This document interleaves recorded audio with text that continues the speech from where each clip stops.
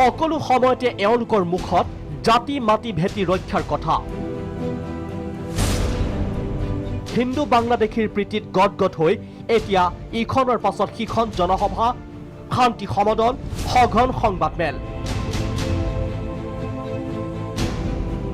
BJP দল আৰু চৰকাৰ এইবোৰক লৈ ব্যস্ত থকাৰ সময়তে ৰাজ্যবাসীৰ বাবে আন এক দুঃসংবাদ।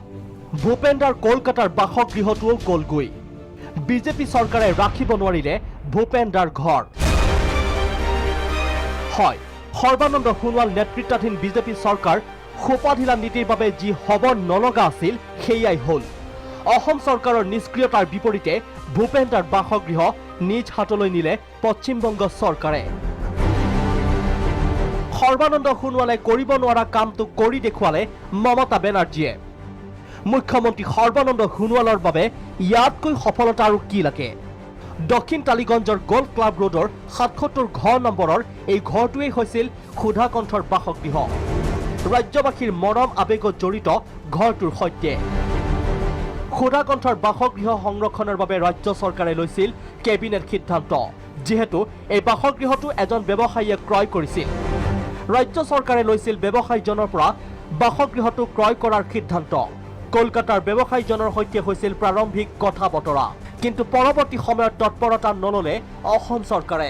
ইয়াৰ বিপৰীতে অসম চৰকাৰৰ পৰিকল্পনা গম পায়ে তৎপৰতাৰে সুধাকণ্ঠৰ বাসগৃহ নিজ হাতলৈ নিলে পশ্চিমবংগ চৰকাৰে।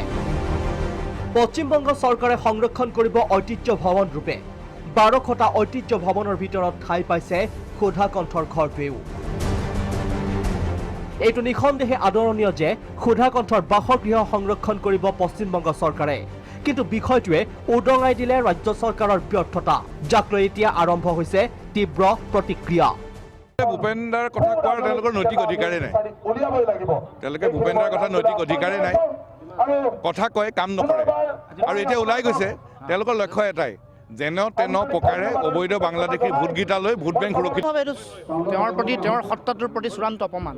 শিল্পী সত্তাৰ প্ৰতি কিমান দায়িত্ব পালন কৰি থৈ যোৱাৰ পাছত তেওঁৰ বাসগৃহটো জীয়াই ৰাখিব নোৱাৰাটো মই ভাবোঁ যে অসম চৰকাৰৰ কাৰণে শিল্পীজনৰ প্ৰতি চূড়ান্ত অপমান। মই কৈছোৱেই যে অসমীয়া জাতিৰ আমাৰ গৌৰৱ, জাতিৰ স্বাভিমান, জাতিৰ ঐতিহ্য ডক্টৰ ভূপেন হাজৰিকা। ডক্টৰ ভূপেন হাজৰিকাৰ লৈ পেলাই আপোনালোকে ইমান বৈষম্য, সামান্য এটা ধনৰ অনুদান আগবঢ়াব নোৱাৰে। অসম চৰকাৰে কথা বেছিকৈ কাম কমকৈ কৰে, সেইকাৰণে ঢেৰ আঁচনি আৰু কিন্তু আঁচনি মতে একো কামেই নহয়। সেই তাৰ অন্যতম উদাহৰণ হ'ল যে অসমৰ কেবিনেট সিদ্ধান্ত লোৱাৰ পিছতো আমাৰ চৰকাৰখনে ভূপেন হাজৰিকাই বহু বছৰ ধৰি পশ্চিমবংগত থাকি অসম তথা গোটেই ভাৰতবৰ্ষৰ যি সংগীত সাধনা কৰি সেৱা আগবঢ়ালে, তাৰ স্মৃতি টালিগঞ্জৰ সেই ঘৰটো ল'ম বুলি কোৱাৰ পিছতো নিজৰ আয়ত্তলৈ আনিব নোৱাৰিলে। দেৱজিৎ ভূঞাৰ ৰিপৰ্ট, প্ৰাগ নিউজ।